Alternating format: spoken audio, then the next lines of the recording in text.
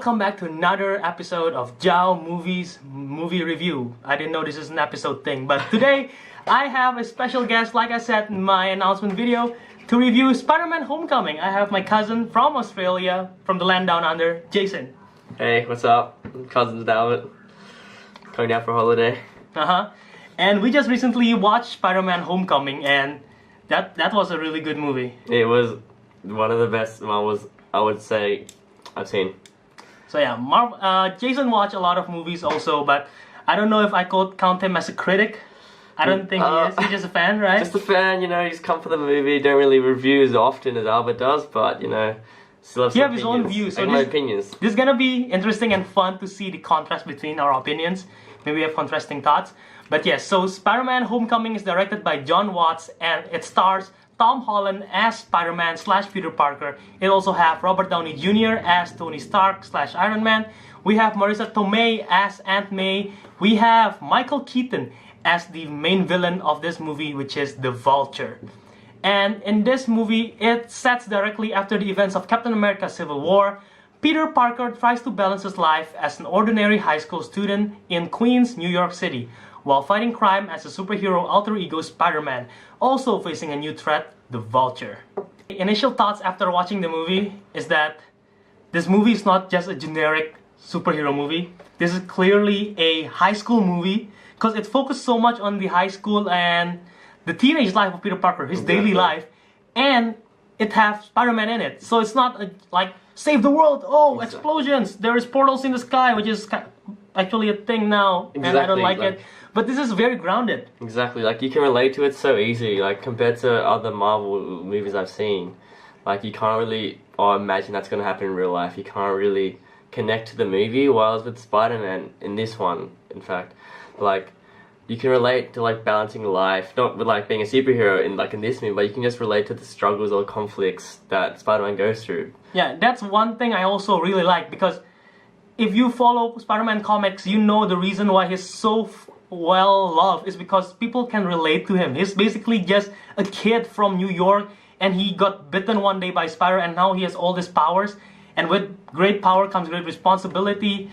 He is basically a kid struggling to balance life, keeping his secret, but at the same time he want to do well and try to save the world, but he don't know how to. And exactly, this movie portrays that really, really well. The characters in this movie I really like the progression of the character in this movie. It's really good, especially not only Peter Parker itself, but I feel like Happy 100%. Hogan, played by Jon Favreau, he have really good character progression. I feel as though like these movies, they brought these characters in not to just for like 1 second or like a couple of minutes, but they brought these characters in to show that they would transform, not only like Spider-Man transforming, becoming more mature as he goes throughout the movie, but also the other characters are essential because you see how they influence Spider-Man, but you also see how Spider-Man influences them.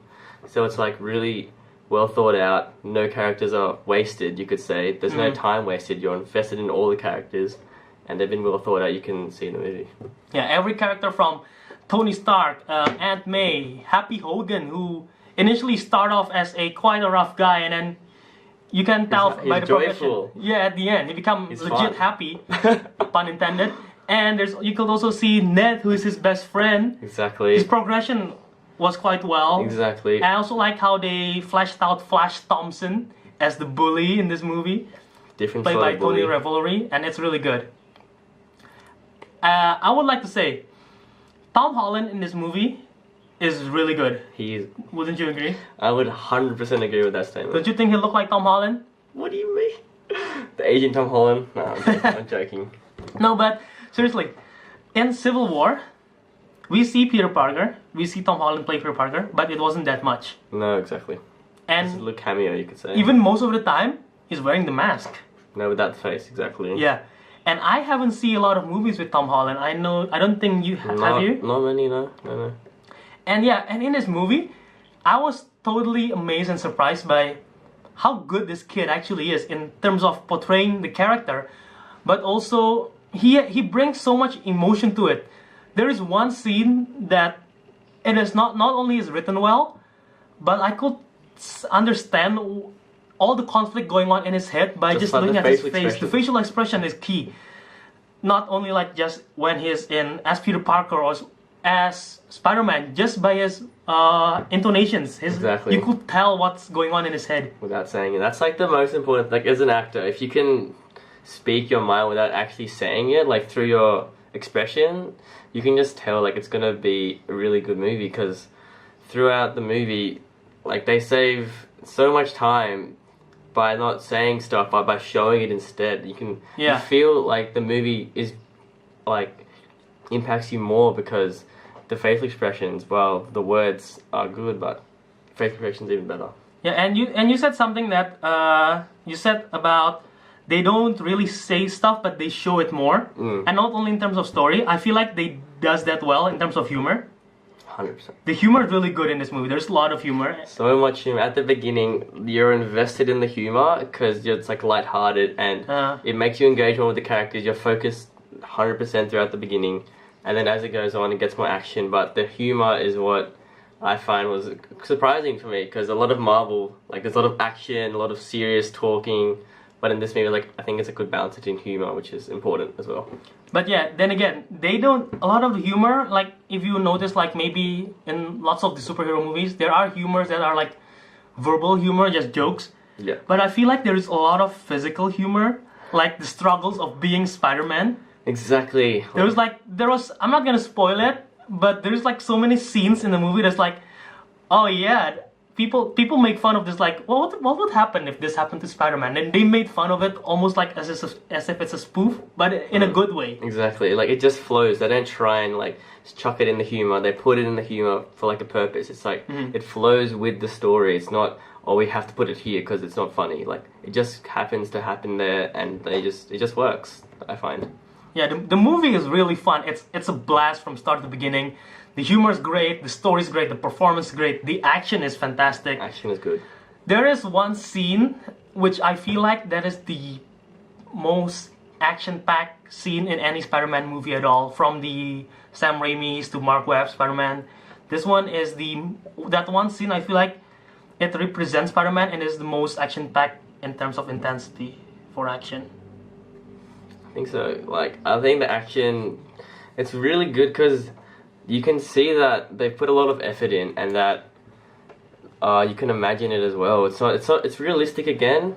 It's not some crazy like explosions and what's happening. Like you can actually you can see its structure. You know, like you can see the struggle of what's going on in between the action. Exactly. Like this action's actually serving a purpose, not just we have to chuck in action again. Yeah, there's actually a purpose. And it pays off because we care about the characters, and the characters are in trouble in that scene, and we're like, oh man, please come on, do the right thing. Exactly, we feel for them, and we feel their struggle. So that's something they did right in this movie, the characters.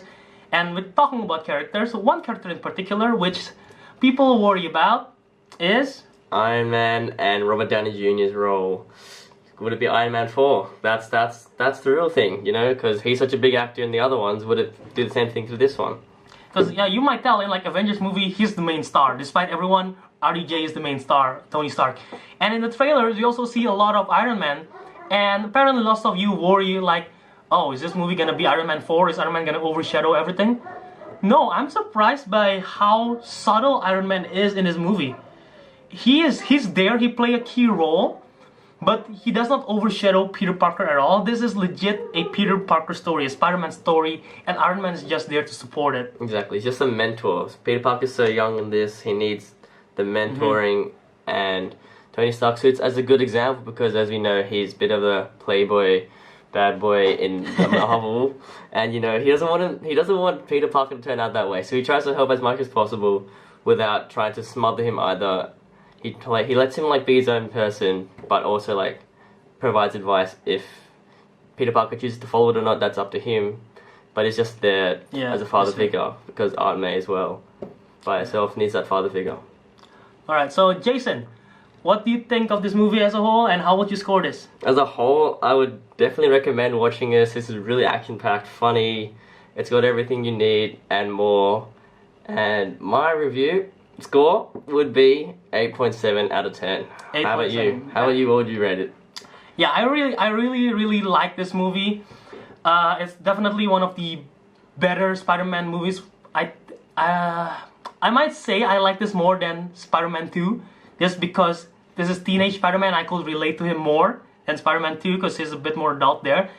I really like just the writing is really smart, the character progression, the action, the intensity, and one more thing that I almost forgot to mention, Vulture is an amazing villain. Marvel have villain issues, and Vulture is just one of the better ones in the same level as Loki in this movie. So I think you'll enjoy Vulture's how he becomes his villainous, and I would score almost the same amount as you, but slightly less. I would give it an 8.5.